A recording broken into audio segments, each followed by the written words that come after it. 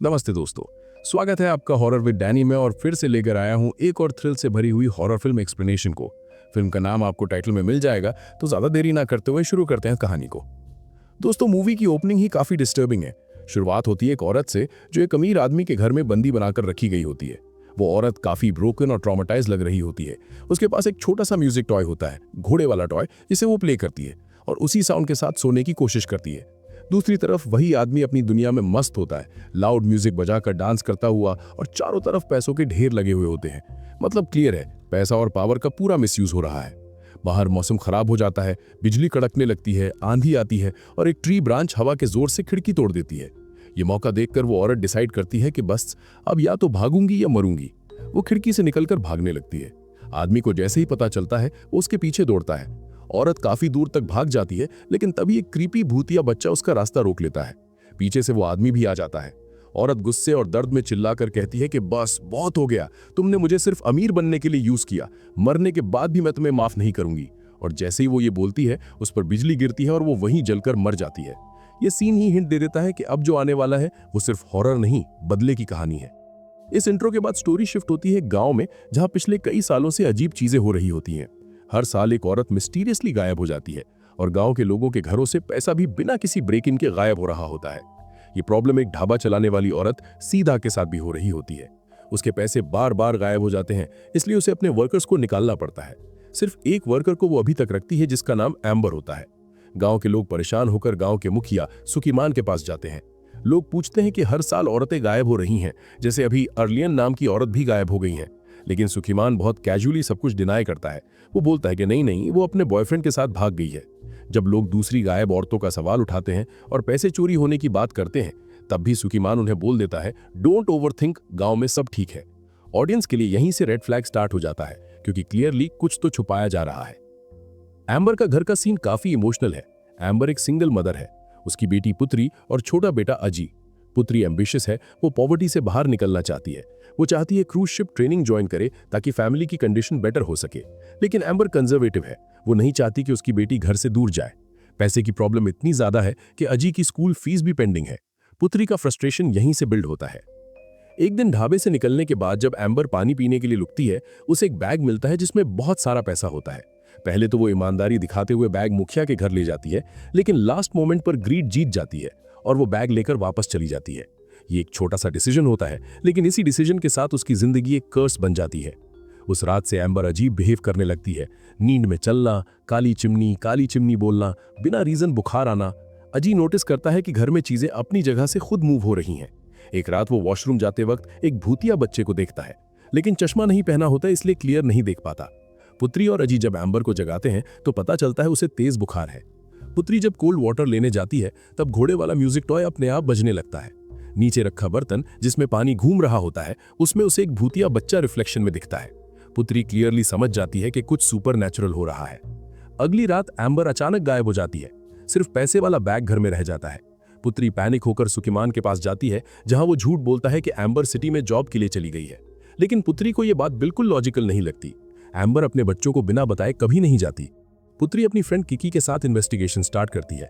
अजी बताता है कि माँ काली चिमनी बोल रही थी और वॉल पर फैक्ट्री का ड्राइंग बना दिया था। गांव में सिर्फ एक ही पुरानी अबैंडन फैक्ट्री है, करसोनो की फैक्ट्री, जो जंगल के अंदर है। यहीं से फोकलोर एंगल स्टार्ट होता है।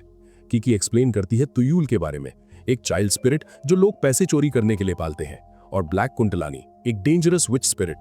पुत्री डिसाइड करती है कि चाहे कुछ भी हो, वो जंगल जाकर अपनी माँ को ढूंढेगी। किकी और उसका कजन सेचप भी साथ जाने का डिसीजन लेते हैं।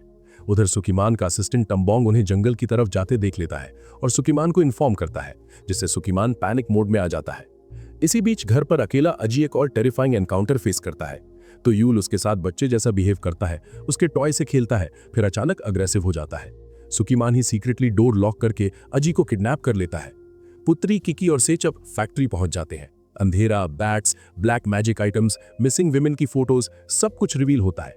उन्हें पैसे के बैग्स मिलते हैं और एम्बर की फोटो भी। अब कंफर्म हो जाता है कि यह सब सुकीमान का गेम है।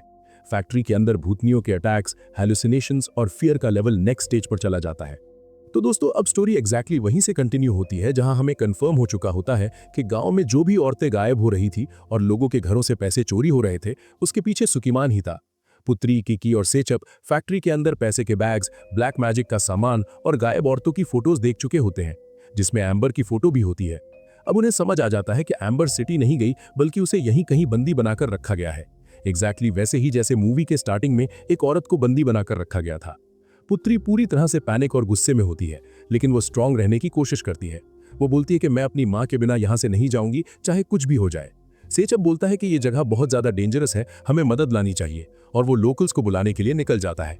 किकी पुत्री को संभालती है और कहती है कि हम दोनों मिलकर आंटी को ढूंढेंगे। फैक्ट्री के अंदर जाते ही हॉरर नेक्स्ट लेवल पे चला जाता है। किकी एक रूम में घोड़े वाला म्यूजिक टॉय देखती है, वही म्यूजिक टॉय जो मूवी के स्टार्टिंग में था। जैसे ही वो टॉय चलाती है, वही क्रीपी म्यूजिक बजने लगता है। किकी फोटो क्लिक करती है और हर फ्लैश के साथ उसे एक भयानक औरत दिखती है, जो नॉर्मल आंखों से नहीं, सिर्फ कैमरा फ्लैश में दिख रही होती है।